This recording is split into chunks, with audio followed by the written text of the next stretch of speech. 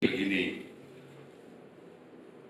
beberapa orang atau banyak orang selalu mengatakan pembekuan begitu. Saya sebetulnya ingin tanya, mereka yang bilang pembekuan itu ngerti nggak, tahu nggak dengan pembekuan? Pembekuan PGRI itu dasarnya atau apa ya, pegangannya saya memang mempunyai. Ada SK nomor 108 yang ditandatangani oleh Ketua Umum pada saat itu Bu Uni Farosidi tanggal 3 November. Saya sebetulnya bertanya-tanya, apa alasan pembekuan? Karena di dalam SK yang saya terima itu, saya dibekukan atau PGRI Banyuwangi dibekukan itu karena melanggar ADART. Saya lihat mulai pasal 1 sampai pasal 5 anggaran dasar, saya lihat pasal 1 sampai pasal 124 anggaran rumah tangga, tidak ada satu pasal pun yang saya langgar. Ternyata belakangan saya tahu dari Pak Sodik kalau saya atau Banyuwangi dibekukan karena mengikuti KLB. Sebetulnya saya ingin bertanya, andaikan Pak Sodik ada di samping saya begini, kita berdua begini bisa ngomong, saya enak. Kapan-kapan Bu dipertemukan saya dengan Pak Sodik atau dengan siapa begitu yang bisa mewakili atau Pak Sodik ketemu, saya ingin diskusi ini. Kok bisa dikatakan pembekuan, dasarnya apa? Surat 1083 November yang ditandatangani Ketua Umum itu sudah dicabut. Kemarin ada edaran dari Kepala Dinas Pendidikan Kabupaten Banyuwangi tentang satu instruksi untuk tidak menghadiri atau tidak terlibat di dalam konkap itu pakai SK 108. Emang dong Mbak, sekelas kepala dinas kalau pakai dasar surat pembekuan yang sudah mati, beliau itu magister loh. Saya baca itu suratnya, dasar pembekuan 108. Surat 108 sudah dicabut sendiri oleh Bu Uni tanggal 13 November. Saya punya SK pencabutannya, ada. Dengan Pak Kadis masih dibuat dasar sebagai melarang untuk tidak terlibat. Nah, kenapa dicabut? Saya membaca isinya. Oh, ternyata ada kabupaten kota yang tidak jadi dibekukan. Sehingga SK 108 itu sampai saat ini harusnya sudah diubur, sudah dipakai-pakai itu, sudah dicabut loh. Sehingga tadi saya membaca di radar, oh Bu Uni berarti sudah mulai pakai SK yang baru, yaitu pakai SK 113. SKPB PGRI versi Bu Uni nomor 113 adalah SK pencabutan SK 108. Dinyatakan di situ SK 108 tidak berlaku, dicabut. Nah, pembekuan Banyuwangi dengan SK 113 ini gimana Pak? Menurut saya juga cacat. Karena apa? Karena SK 113 ini ditandatangani pada tanggal 13 November. Loh, kenapa tanggal 13 November? Tanggal 13 November itu SK Menkumhamnya Pak Teguh turun. Sehingga logika regulasi kita adalah ketika SK Agunya Pak Teguh turun, maka SK-nya Bu Uni teranulir. Pertanyaannya, lawang SK-nya sudah teranulir kok masih tanda tangan? Sah apa tidak tanda tangannya? Sehingga menurut saya SK pembekuan di Kabupaten Banyuwangi sudah tidak berdasar karena SK yang lama dicabut, SK yang baru salah timing tanggalnya karena di tanggal 13 beliau belum tahu kalau SK-nya sudah dicabut. Itu yang tentang SKAU. Yang perlu dicatat Mbak, ketika tanggal 13 Pak Teguh mempunyai SKAU berarti beliau itu sah memimpin PGRI secara formal resmi regulasi.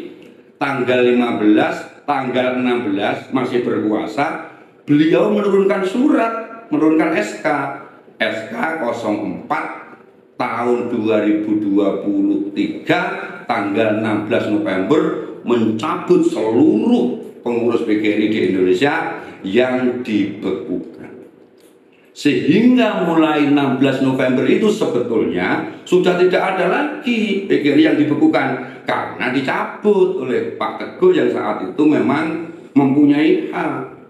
Kalau Pak Sodik pernah mengatakan harusnya mencabut Bu Uni, malah tidak sah. Wong Bu Uni sudah tidak punya legalitas. Perkara akhirnya tanggal 18 Bu Uni mempunyai SK Ahok kembali, mestinya setelah tanggal 18 Bu Uni membekukan kembali. Karena sampai sekarang saya tidak menerima pembekuan, saya memimpin PGRI berdasarkan SK pencabutan. Tanggal 18 tidak ada orang bunyi loh Pak. Pak Sodik juga tidak pernah mengatakan saya tunggu. Kelompok-kelompoknya juga tidak pernah mengatakan saya tunggu. 18 Februari Bu Uni punya SK Kemenkumham baru. Nomornya 1594. Nggak ada orang ngomong ini. Kenapa nggak ngomong? Kayaknya ini dikubur dalam-dalam. Karena apa? Ini munculnya tanggal 18 November itu dino Sabtu. Dino Sabtu di Kemenkumham tidak ada pelayanan, tapi uniknya muncul SKAU. Akhirnya dipertanyakan banyak orang. Begitu dipertanyakan banyak orang di tanggal 18, tiba-tiba tanggal 20 muncul SK baru. Beda tanggalnya, juga beda nomornya. Masyarakat PGRI menduga, loh kok begitu mudah mempunyai SKAU. Akhirnya diduga ini perlu penjelasan, maka dipertanyakan di PT UN. Jadi yang boleh menjawab ini sah apa tidak, ini abal-abal apa bener, bukan kita, bukan Bu Uni, bukan Pak Sotik, tetapi adalah PT UN yang sampai sekarang belum putus. PT UN itu tempatnya orang ahli hukum, ada profesornya, ada doktornya. Itu saja masih kesulitan memutuskan siapa yang benar, siapa yang sah.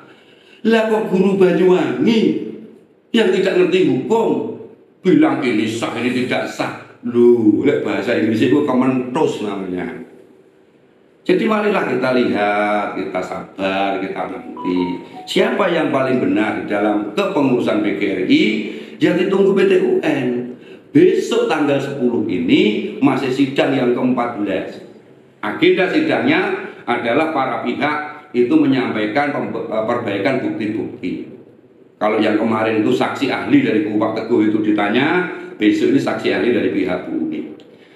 Pak Darman katanya ada kalimat yang digugat itu Kemenkumham, bukan PGRI Bu Uni. Awalnya betul, kita hanya menggugat Kemenkumham, tetapi dalam perjalanan persidangan PGRI versi Bu Uni mendaftarkan diri menjadi mengintervensi, namanya tergugat intervensi. Saya tidak paham ini, nanti biar dijelaskan oleh orang hukum. Sekarang tergugatnya dua, satu Kemenkumham yang memang kita gugat dari awal, yang kedua PGRI versinya Bu Uni itu menjadi tergugat intervensi.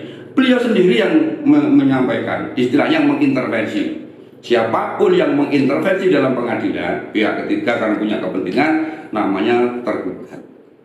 Ada orang bilang PGRI versi Bu Uni itu tidak ikut-ikutan tergugat, berarti gak moco berita dan tidak mengikuti alur persidangan mulai 4 Januari 2024 sampai sekarang. Sudah 14 kali sidang belum putus.